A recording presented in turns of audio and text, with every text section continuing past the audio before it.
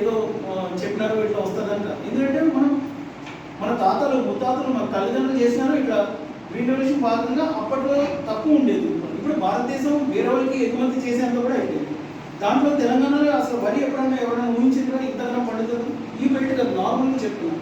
నీటి అవకాశాలు ఎక్కువ పెరిగాయి. మనకి వరి పండించుకుంటున్నాము, ఆయిల్ పాము, పప్పు దినుసులు, కాటన్, ఇవన్నీ కూడా మనం చేస్తున్నాం.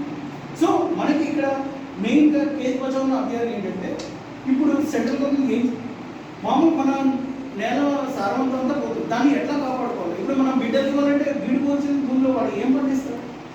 సో మనం దాన్ని సారవంతంగా అంటే ఫెర్టిలిటీ మెయింటైన్ చేసుకుంటూ మన పంటలు ఈ జీవనానికి కావాల్సింది కూడా మనం కంటిన్యూ చేస్తూ ఉంటూ ముందుకు సుస్థిరత అనేది సాధించాలి.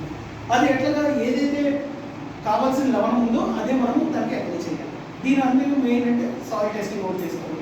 ఆర్గానిక్ ఫెర్టిలైజర్స్ అంటే ఇప్పుడు ముందు పశువుల ఎరువు చాలా తక్కువ వాడుతున్నాను. ఎవరైనా వాడుతున్నారు? వాడిన పడంగా చాలా దున్నించుకొని